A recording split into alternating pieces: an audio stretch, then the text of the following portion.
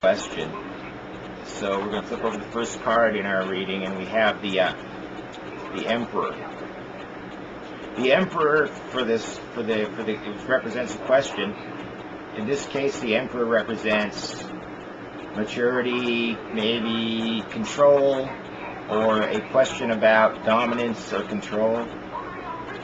Now we'll flip over the second card. This is what is in opposition to the question. We have the Chariot. So the Chariot is a card that represents something that needs to be controlled, basically. So this is oddly kind of makes sense. So we have here the Charioteer would be the person represented in this card, and this force here is the force that is in opposition to this guy, right? So if the Charioteer can harness, can control this force, it would be successful. But if he can't control that force, he will fail.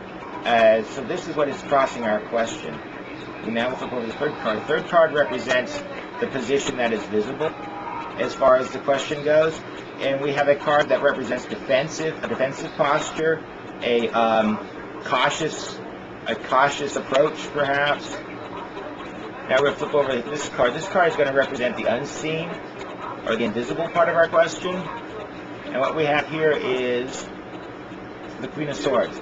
The Queen of Swords is going to represent either a person, which would be a woman that is powerful and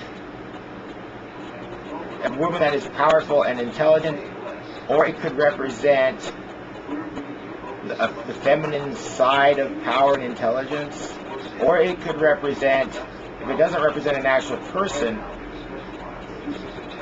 it could represent the other side of our question, which is the question is a masculine card.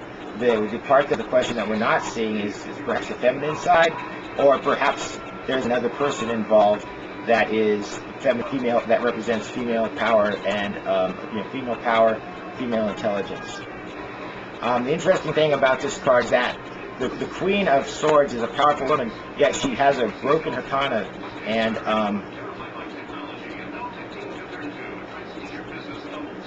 that represents that she can think in more ways than she can think about fighting or about wielding power in more ways than just using the katana. We will flip over this card. This card is going to represent the fifth position, what has come before this. So this is the past as far as the question goes. Okay, so now we have, oddly enough, we have the King of Swords. So here's the Queen of Swords. Now we have the King of Swords. The King of Swords is in a defensive criticism. So what this would say is that either there's a physical person that represents a critical or a defensive or a combative person, or this represents the same person here as the question is about, the same masculine force as the question. And it shows that in the past there was a conflict, there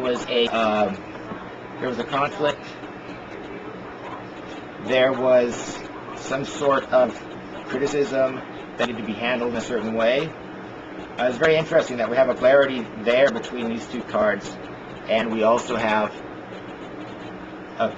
polarity here between these two cards. So now we'll flip over this the card 6 position, and that card is the Bishop.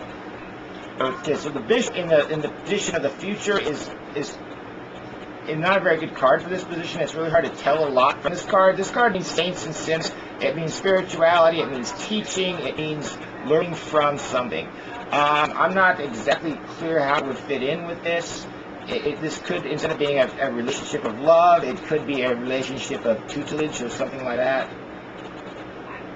Move on to the next card here, which is the position of which is in the position of the person asking the question, and we have the Six of Coins. The Six of Coins represents generosity, giving nature, someone who has been successful, and now they're more than happy to share that with the people around them. Flip over the 8th card. The 8th card represents the point of view of others, and what we have here is Star. Star represents hope. It represents the future. From the point of view of others, perhaps it would indicate that people are feel positive about this either the questioner or the question itself. You know, there's a hope for it, whatever that there's a hope that resolves itself. We'll now flip over our next card, which is in the position of hopes and fears, and that is the world. The world represents everything. So it would be either a hope to acquire everything, or a fear of having too much, or it could be a hope of being successful, a hope of winning, or it could be a fear of this too. You can't really tell with the card in this position. You can't really tell. But this card represents completeness. It's the end of the journey because it's the last card. It's the world. It's the fullness. It's everything. Everything in the world is represented with this card. So now here's our 10th card, and what we have here for the final card, this would be the possible ending for this question. We have coupling, we have bonding, we have a pair. So we have a polarity. We have a lot of polarity in this deck, in this spread. But in the very end, all the polarities come together in a way that looks positive. So so I know there's a lot of like negativity in here. We got these two cards being negative. We've got this card showing negativity, and we've got these two cards showing a lot of conflict. But overall, it looks like this is going to be regardless of what happens, this is going to be a bonding type of ending for you.